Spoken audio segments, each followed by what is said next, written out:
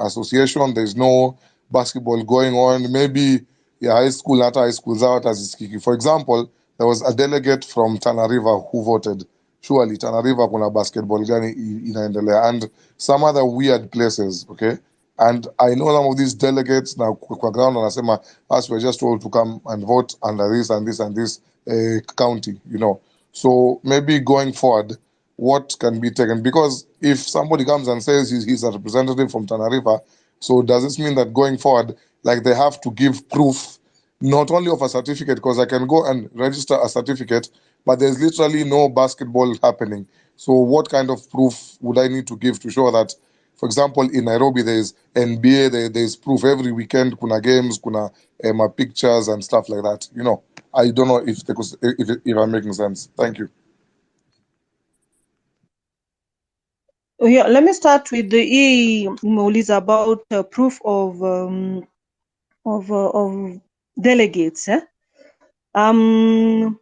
Delegates are from the county branches.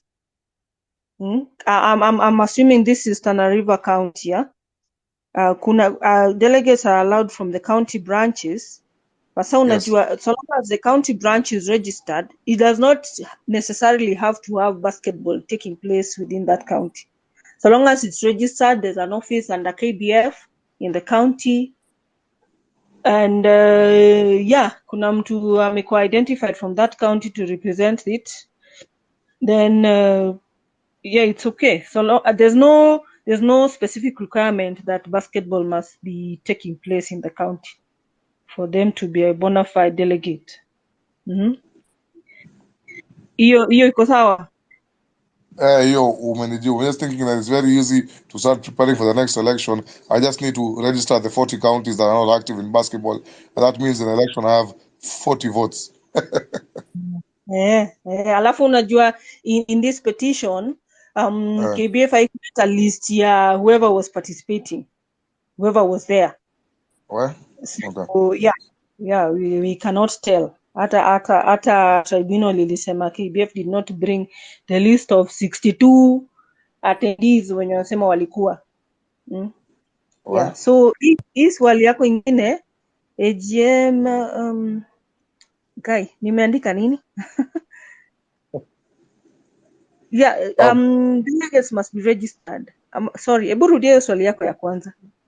Yeah, so the question was just basically this. So does it mean that unless we have a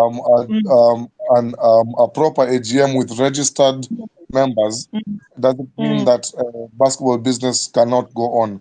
Like, for example, so you mentioned that they've been given 21 days to present their audited accounts, and then unless they prove that all of the 62 members were there, they were registered. So, Bilayo, if the AGM is null and void, does it directly mean that basketball under KBF should not happen? No, it just means that kuna part alikuwa anaongea about the registrar. The registrar is supposed to give directions on once kumekuwa na hii compliance, registrar atapatiana directions on when and how to hold the AGM. Okay, but basketball activities can continue. And Dora, I think what Wakanda is saying, before the compliance is met, what happens? I think that's what Wakanda is saying. Yes. Okay. Yeah, before compliance is met, that's what I was talking about, the effect of an AGM. So the effect of an AGM would be to give KBF the sanction to move forward, the approval to move forward with another season. So what KBF should be doing is stopping any activity until people comply. Basa shida they are not, because the tribunal did not give a direct order. But what I am thinking in my mind is that we can move. What I have done is to do a letter to the sports registrar. Nikiattach ruling, then asking the sports registrar to stop any activity by KBF until compliance is done. And one thing, Dora, it's the fourth point I wrote about audited accounts to be sent to clubs affiliated to KBF and be filed with the sports registrar within 21 days. So if you check that statement, it says audited accounts to be sent to clubs affiliated to KBF. You get? So there are only 2 clubs which have met. Registered. Yes, I've registered.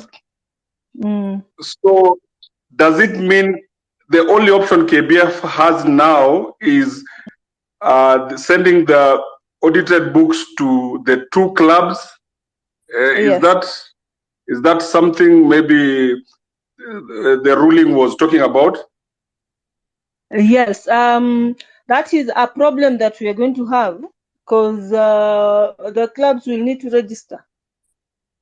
Because if you don't register, you'll not be issued with the audited accounts.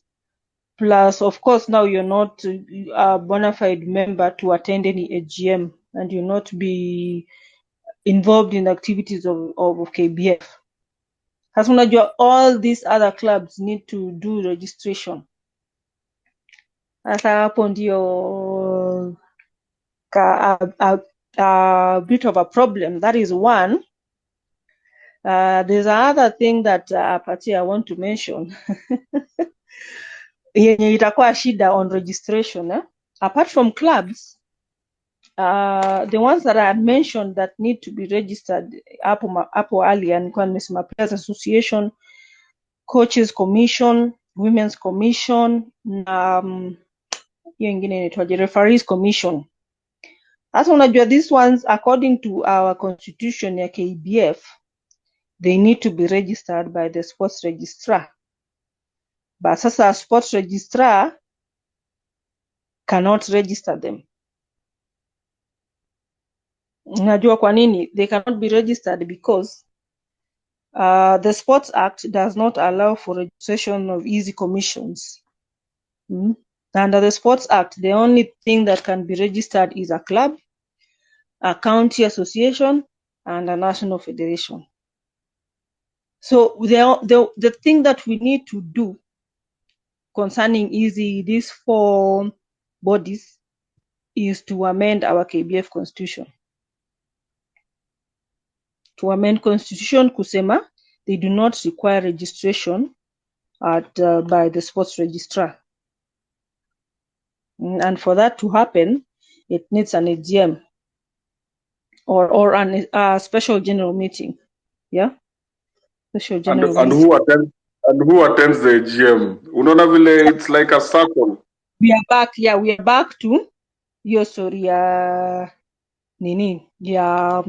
registration. So what I want to do at this point is to engage the sports registrar, deal na history ya accounts, and then once clubs are registered, then we can do an AGM. Then at the AGM we can now sanction an amendment of the constitution. Sijui kama niko clear. Yeah, that makes sense. So for us to get back to normalcy, clubs have to register. There's no two way about it, right? And that takes time. It can take time, or we can just ask kina Babu wa intervene to register haraka. The sports register is a bit slow.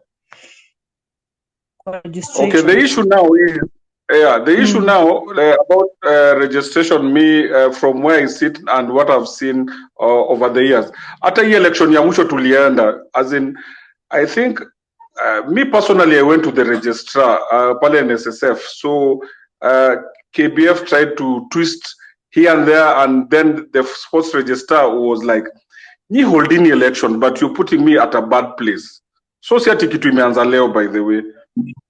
So registrar amekuwa akisaidia federation akijua clubs zita align in good time, isifike hii point tumefika sahi. Yes. Hata election ya mwisho, by the way, it had hata karibu kulikuwa hakuna election. It's just that guys didn't know. And then nimeona Wakanda talked about counties zenye watu waja register. He didn't put his point correctly, but na get what he was trying to say. Now, I think apart from counties sending guys who are not legit, hiyo ya kutuma nini watu wa nini inaitwaje, guys from the counties, that's a small chunk of what happens. Kuna vitu mob which happen behind closed doors, of which pia nafikiria they need to be looked at to make sure. I see Bosire here. Bosire hata atakangi stories za election because he's been ashaikuwa involved kwa election fulani na ikuwa poa. So Dora, what you're saying is we have to register. Minimum time ya kuregister ni, as in from your experience, inaweza kwa kama how long? 2 months, 3 months, 6 months, a year? What's the timeline? Once you can all the documents, it should not take long. It should not take say maybe a month or something. But sasa unajua sisi tunaongeanga about facilitation. Lazima ungangane usumbuane na registrar every other day akunini fast track your file. Yeah. So you can maybe look at one month or 2 months. I've done a list of the requirements for registration of a club. When I can send to you, when ama mwenye anaweza taka anaweza niambia, I can send you. The other thing you talked about is the elections. Hii nimekuwa nikiambia watu for a long time. Our election was not just that tukisema election was not valid, it would mean we don't have an office. That's the other avenue we can go. Unajua mimi nimefikiria mpaka huko mbele. If the sports registrar, we can ask the sports registrar to stop KBF from any other activities. If the sports registrar does not do that, we can ask for the cancellation of KBF registration certificate, or the removal of the office bearers. Some reasons under the Sports Act. If the registrar does not do that, then we can appeal to the Sports Tribunal. Those are avenues I've looked at now mpaka huko mbele kiasi. Yeah, but for now it's a good thing to register, because hata inapatia clubs a legal status. At least unaweza anza complain about what KBF is doing without registration. Really, pia sisi we are shooting ourselves in the foot. We want KBF to be accountable, but we are not accountable ourselves. We've not done registration. Like if you're not registered, to say you want to approach the minister, watakwambia, who are you, such and such a club? Are you registered? Where's the registration certificate? Who are your officials? Unajua you limit kabisa in what we can do as clubs. Sana, yeah. I spoke to some university about history registration. The university inasema sisi we are registered under the university because rugby team yao inacheza. So it's like kuna pia watu wengine wanaona kuna njia nyingine of how to do things, but I think there's 2013 sports hiyo nini ya 2013 it was clear, and the guidelines that KBF wamekuwa nazo for so many years. It's only that I think their mistake was they didn't reach out, they didn't push early to get the team starting. Na pia teams unaweza ona by the teams kubwa by the way pia they haven't done much in terms of compliance na si ati team zilikuwa ziwezi. So according to you, unasema KBF hawana members, of which it's true, but KBF inasema the league will commence as planned. Does that make it worse, or the interpretation is right? Their interpretation is skewed. Because what they want to say is that we can break the rules, but we can still proceed even as we are breaking the rules. No. At your point, KBF should be at the forefront. It is their clubs to register. You know, with KBF's influence, clubs can register in a very short time. No. So I think if it comes from the federation itself, federation has a push for clubs to register very fast.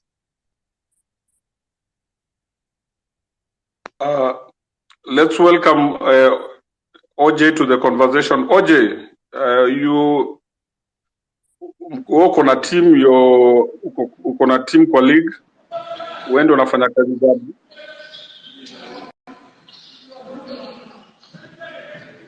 Ni aje, unaweza nisikia? Uko tizi mpaka saa hii, kwani una train ya World Cup? Tuko zoezi bana, round hii tuna train ya World Cup, si jokes. Haya. Nasikia league bado iko. Hivyo ndio mna train ya league ama bado kuna gray area hapa mbele? First and foremost, unajua hiyo part ya gray area, hiyo sio sisi kuchagua. So unajua basically si tunafuata kile federation, although ndio wana break rules na kila kitu, hata last season si ilikuwa the same, wali break tu, lakini bado wasi walicheza. So hiyo part ya whatever wana do na kubreak, hiyo sasa si hatujui. Si tunangoja tu fixture ikitoka unaona fixture, but basically hiyo hata story nilikuwa nafuatia. Venye Dora amesema, first thing yenye ina happen, hiyo part ya registration hata si hard, lakini federation yenyewe ni kama haina hata hiyo goodwill. Au wenyewe wanaweza saidia ma teams, unaona. Ukipata kitu kama self sponsored, wasa walikuwa nafikiria kuregister ni hard. Actually kuregister ni very very easy. Kanyi ni self sponsored, imagine mkisha hold 2 elections, mnaenda tu na hizo minutes pale kwa registrar, si lazima uget hizo documents zote on one day, unaona. Anaweza kugetua ati ni aje, leta hizi documents kiasi kwanza, utaget certificate.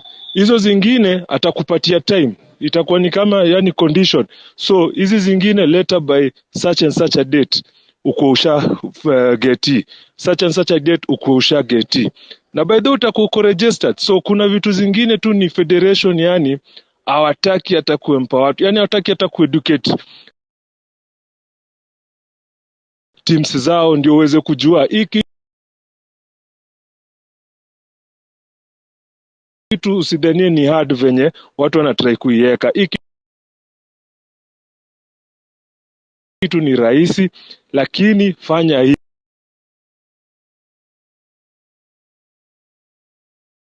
hivi, unaona. Hii ndio tu due diligence yako, unafaa tu kitu